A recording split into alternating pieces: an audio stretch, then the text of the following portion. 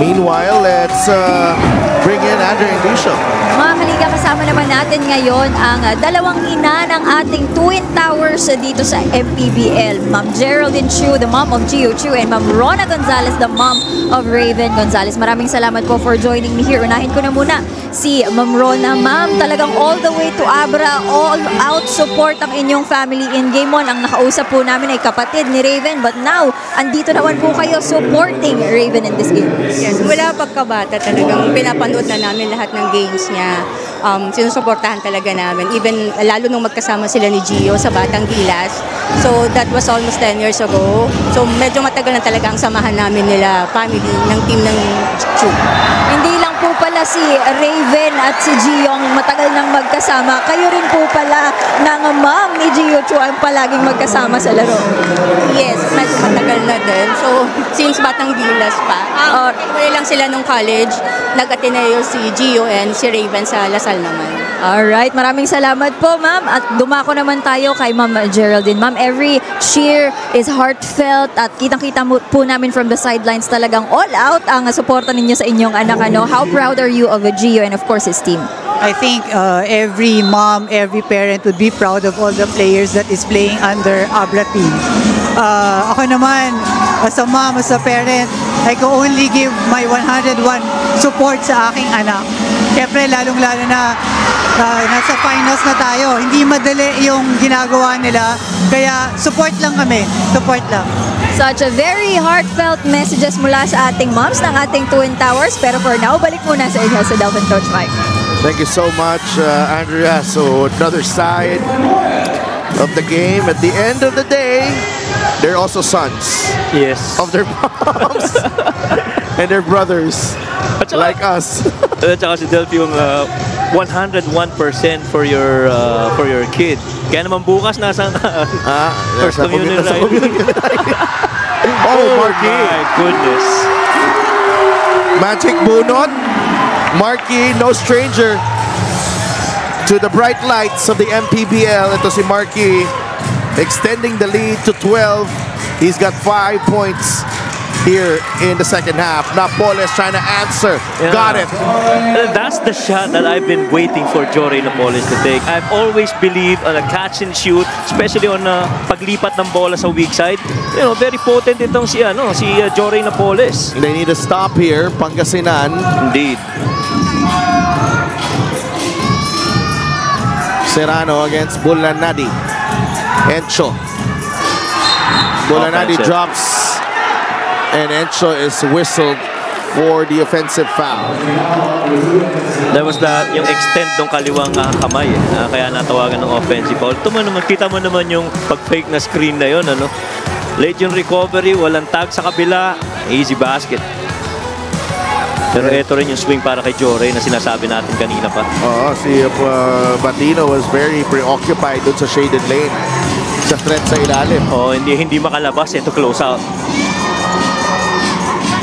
Gabo from the corner. No. And Hesed Gabo has yet to score in this ball game. He's 0 out of 3 from the field. Marwin Taiwan. The runner from Marwin, there's a foul. Whistled against Vic Manuel. Doon pa lang nakita mo na iwan na talaga kaagad itong si Hesed Gabo doon sa defensive coverage niya against kay Marwin Taiwan. Kadalasan ang ginagawa nila pag yung naka-ball screen na, yung big man nasa baba na, yung guardia na lang bumabantay doon sa screening action. Kasi inaabangan nila yung drive papunta sa baba. Pero in that case, naiiwan itong si Hesed Gabo dahil naipit doon sa screen. And doon sa linya si Marwin Taiwan gets the first free throw to drop. Now what I like about Marwin Taiwan's game this season has been his consistency. Whether he's coming off the bench, he is starting heavy minutes or not a lot of minutes because it's a loaded backcourt para dito sa Abra. You know, in fact, Joshua David has not played in this ball game, and then naging mas loaded pa nung dumating ito si Jason Brickman. Yes. Oh, Bonga Lanza for 2 plus the foul. Ayan ang mga kailangan nila, quick decision to attack. Lalo na sa low block, huwag na hayaang makapwesto pa yung help defense. This is the play of the game brought to you by 747 Live. Dito ka sa legit. Your game, your chance, your thrill only with 747 Live. Isa na sa paboritong move dito ni Galanza. Nirarock niya yung bola before niya puntahin sa kanan para makatapos. Ang napakaraming beses na nakita nating nakascore siya of that move. Did not complete the three-point play. Lead of Abra is at 9 points. Nakita mo yung composure ng Marvin Taiwan, ano? He commands that, leadership on the floor for the Weavers. Ildefonso, Marky, the shot fake, he stops. A wild shot from Marky, stopped by Pangasinan. Mabulak, offensive foul. Oh.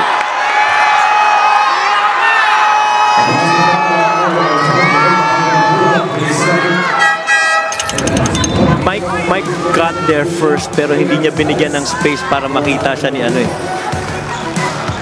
Marvin. Kaya nga. Kailangan at least one step. Pero bibilib ka rin talaga dito sa nilalaro ni Marvin Taiwan. Naalala ko yung laro niya against Nueva Ecija. Kayo ni Coach Christian nagko-cover nun eh. Crucial yung 3 points niya sa right wing 3. I said to myself, man, he's already arrived. Ito si Marvin Taiwan as the lead point guard of the Weavers.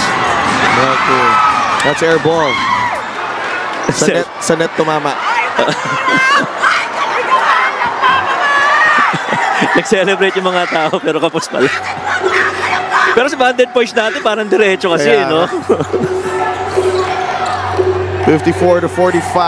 Hesed Gabo at the controls for Pangasinan. Down 9, may pagkakataon pa. Oh, that's offensive. That's 2. Both, initiated by Marvin Taiwan. See what happened here, Coach Mike. Eto may tulak Gumalaw siya eh. Saka in-extend ng konti yung arm niya. If he had it twisted, that would have been not a foul. We will be right back. 6:28 remaining. Lamang ang Abra ng shot.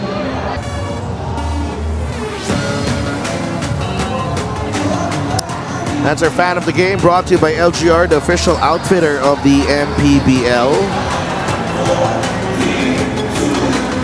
Hello sa mga fans natin dito sa Banggit. Abra, Dave Ildefonso. 9 of his 11 points in the second half. 4 of 16 shooting for Dave. Also has 10 rebounds. Another strong performance from Dave Ildefonso. What I like about this performance again, he has not been shooting very well, but he is working extremely hard on the glass. And right now, he has gone really to his strengths, which is getting into the paint.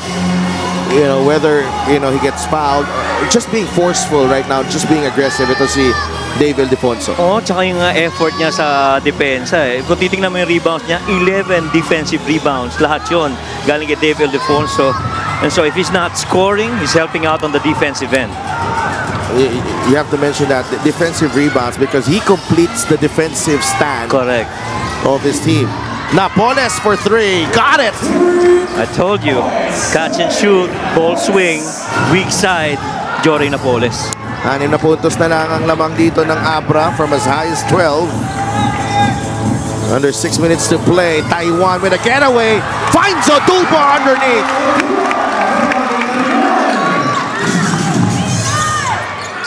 Mula Nadi.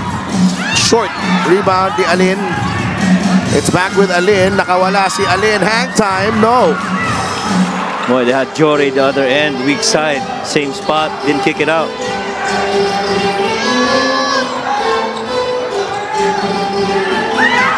Here's Taiwan. Marvin attacks. Naiwan ng bantay. It's Marvin Taiwan with another outstanding game. 7 points.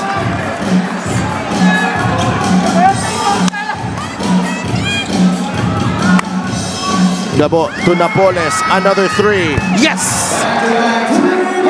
Jory Napoles is keeping the Heat Waves in Game 2. Nandito, kumakatok pa rin itong Pangasinan. Basta nahahanap mo si Jory Napoles on that weak side, may pagkakataon ka. Gonzalez underneath, and Raven Gonzalez with 11 points and 3 rebounds. It's back up to 9. The lead for Abra. Merong foul sa ilalim. And no more challenge for Coach Yong. I don't think that was a foul. On that drive, he really had his hand up. This is the sister game powered by 747 Live. Dito ka sa legit. Oh, you see immediately that drop, very similar doon sa mga pinuntos ni John Oduba. Nag-aabang sa ilalim hanggang sa makita sa ng kanyang gwardiya na libre siya, papasahan siya, ibabasket niya. And a technical on Coach Yong Garcia. I felt he does have a case. Because he really just had his hand up all the time that Mike actually made that attempt. And Mike DG misses the free throw. That's the technical, and Mike De Gregorio will shoot 2 more.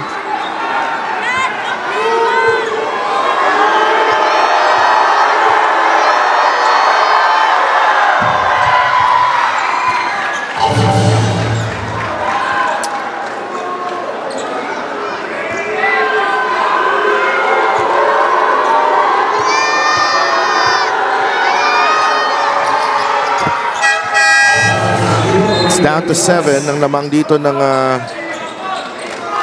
Abra. Kumakatok pa rin. Oo.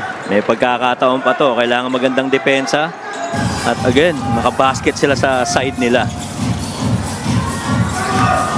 Ito talagang maaga pa lang. Kino-cover na nila si Taiwan sa kabila.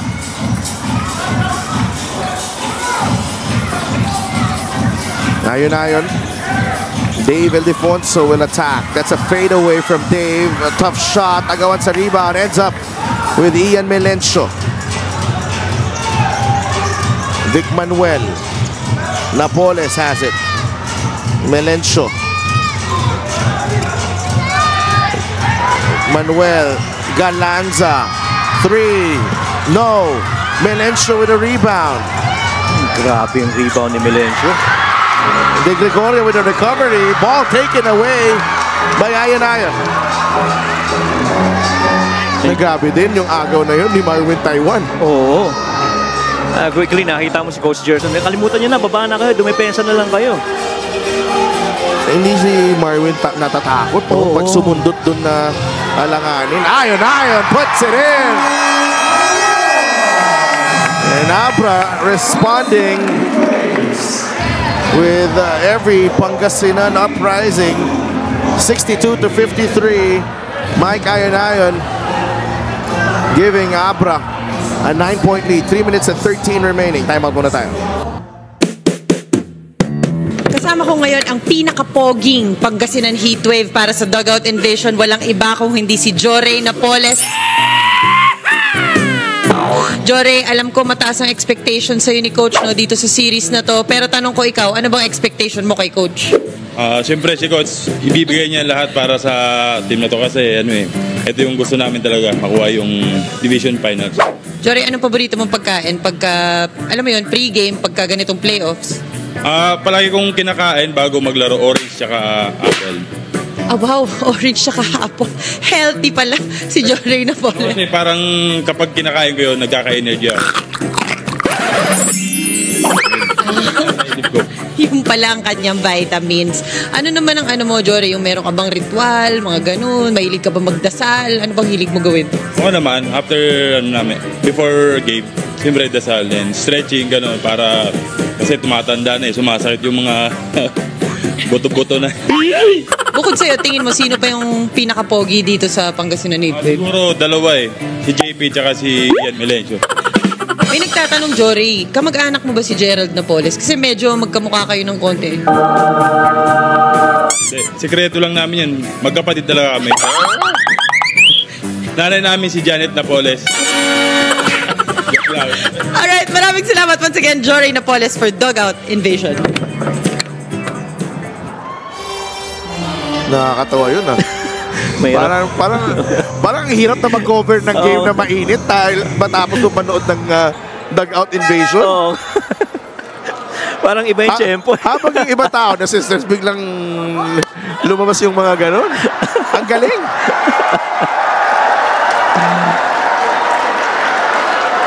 Hindi ko pala alam. Magkapatid pala talaga sila. Oo. Hindi, mabigat doon yung graphic na magkatabi. Gabi yun ha. Oo. Matindi yun ha. Sino gumawa nun? Tingin ko si Maki. Hindi. Hindi ba? Kilala ko yung gumawa nun. De Gregorio with a big three. They're still in it. 6-point game. 2-possession game.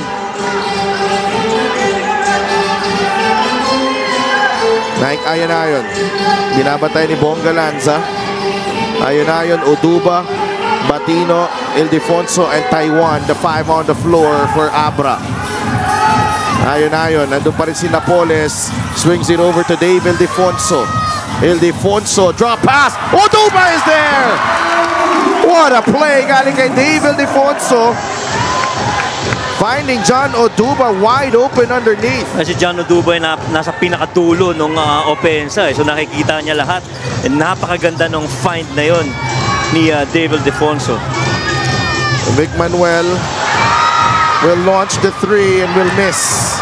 This time good box out. Galing kay Marwin Taiwan on Ian Melencio. Kailangan makakuha ng stop ng heat waves dito. The final 2 minutes of game 2. Top seed Abra wants a 2-0 lead in this series. Batino atake. Shot no. Ildefonso misses as well. De Gregorio behind the back. The spin. Mike DG misses. And Napoles will send Oduba to the free throw line.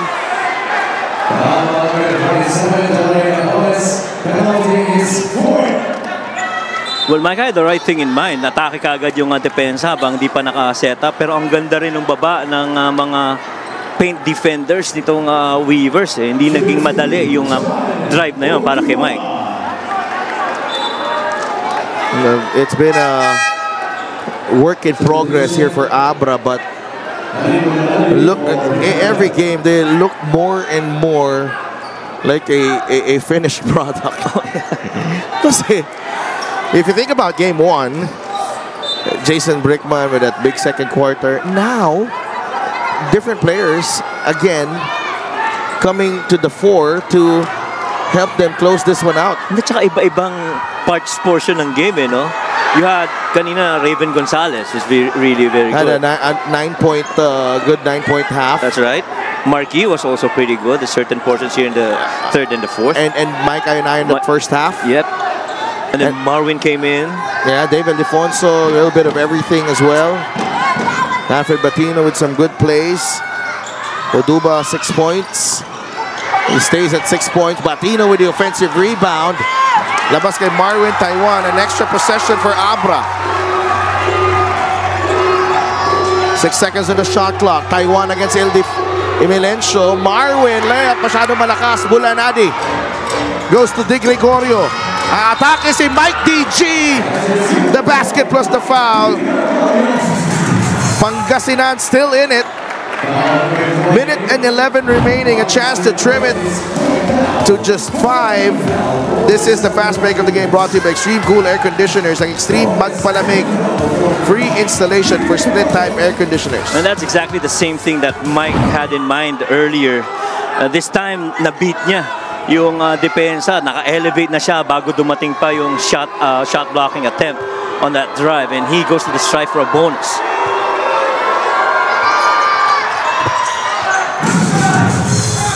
$11 points and 8 rebounds para kay Mike De Gregorio. Pressure here from Pangasinan. The steal. Oh! Unable to complete the steal there. And Oduba will slow things down. Ildefonso. This will be big. 8 seconds in the shot clock for Abra. Dave finds Batino, the shot fake, and the foul. Alfred Batino will have to earn the 2 points from the free throw line. This is the Gixxer great move of the game, born for greatness. Oh, what a crossover. Broke his ankles there, pero okay lang. No celebration, nonchalant lang, kaling kay Muscle Man. Pero lahat gulat. Another great decision by Dave Ildefonso on that ball screen, Coach Mike. Indeed. And he really just has been a primary decision maker for the Weavers. And you have to hand it to how Dave has really conducted himself. Ito, could have gotten that shot, but he saw that slip of Batino. Eh, wala ka nang gagawin kung ikaw si Bongga Lasa kundi foulin. Sa free throw mo na lang kunin yung puntos mo. Kagulo na yung depensa, hindi pa nakakasend ng Pangasinan eh. Scramble eh. Kanya-kanyang habol sa pangunang coverage sa depensa. 51 seconds remaining.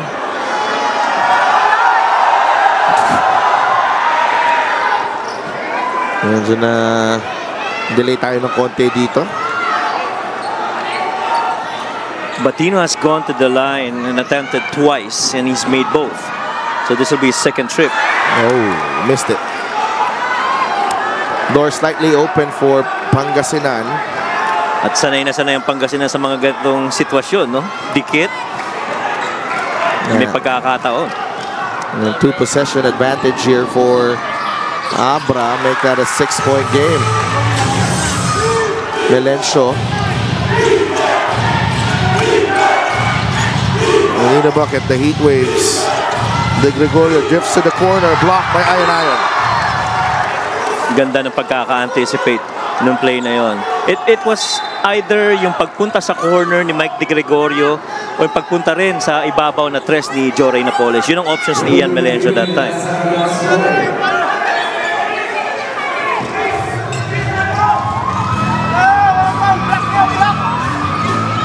And they will review this. That out of bounds. 65 to 59. It will stay with Pangasinan. Ito yung fascinating dito kung ano gagawin ni Coach Gerson off this inbound. Yeah. Brickman returns to the game. Huwag natin kalilimutan doon sa Nueva Ecija game. Crucial yung isang Krinokis na play ni Coach Gerson off an inbound. Would you be okay with a quick 2 here, Coach Mike? I'm fine with a quick 2. Galanza, Taiwan knocks the ball away.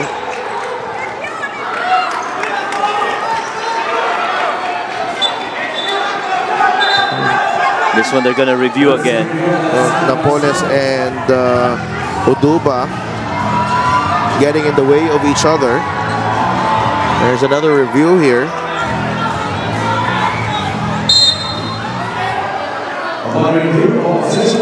It will stay with Pangasinan. Assistant Coach Harold Nang getting in the way of Dave Ildefonso. And Pangasinan ultimately calls a timeout. 40 seconds remaining in game 2. Abra is up by 6. And we will be right back.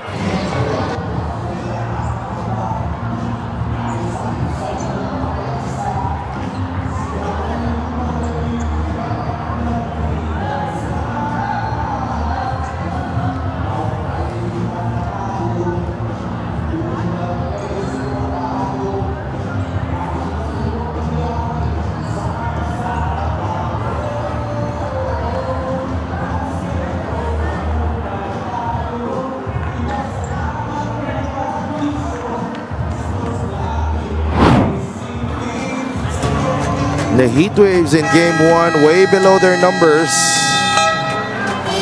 Scoring, they were held to 58, now down, held to 59 in this ball game. Field goals made, only 20, points in the paint 22. Fast break scoring, this was a big concern, only 4 points for the Heat Waves. Let's give a quick shout out to Boss Robert Kai and family of Boracay de la Ia, traveling all over Northern Luzon. Oh, yes. Nanood ng Game 1 dito. Ingat po, Boss Robert. De Gregorio, that is short. Boy, that was a good look. But he was not comfortable taking that shot, Coach Mike.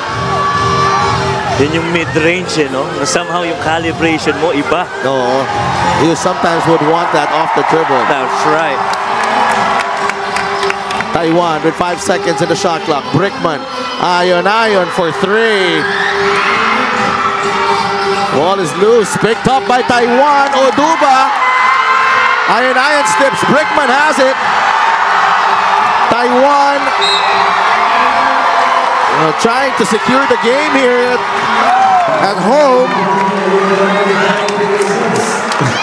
Well, JB Pernos up on his feet. And so are the other Abra fans.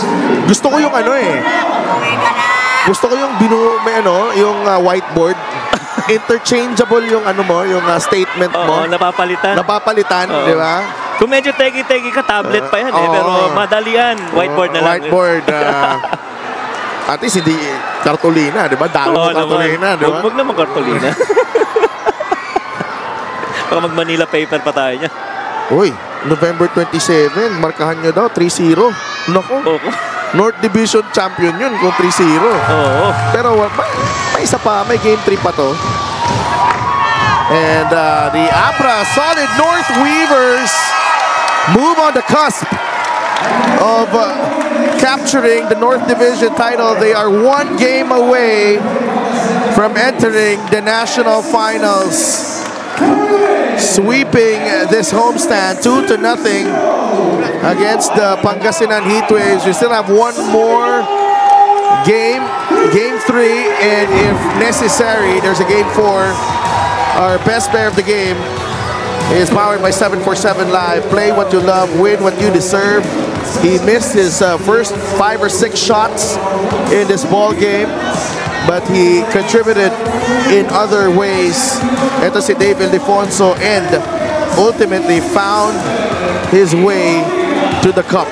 And that was Dave Ildefonso there, staying aggressive all throughout. Man, indeed, double-double, 11 points, 15 rebounds, a couple of assists, a couple of blocks, and a couple of steals. What more can you ask defensively and an overall game from a Dave Ildefonso? It's 5 of 17, but I don't mind because he gave me 15 rebounds and 2 blocks and 2 steals. That's fine. Solid North Weavers now up 2-0 after this 66-59 win over Pangasinan here in Benguet. Let's go to Andrea. Maraming salamat sa Del. First of all, congratulations, Dave. Una sa lahat, let's talk about how you chose to consciously make an effort to bounce back big time in this game from your Game 1 performance. You've been contained, pinahirapan ka nila, pero tonight you proved to us that you can and you will power through. Una sa lahat, I want to thank God kasi binigay niya sa amin yung panalo na to. And syempre credit kay sa Pangasinan Heatwaves kasi they gave us a really good 2 games. And especially kay Mike, he's been a tough cover, pero I just try to do my best to contribute in other stuff. Kasi kahit today medyo bad pa rin yung shooting ko pero although yun nga what I told you, important is we get to win. And yun nga, nakuha namin panalo ngayon. And syempre yun, for sure maghahandaan na naman kami ng Pangasinan sa Game 3. And Dave, you guys are 1 win away from that North Division title.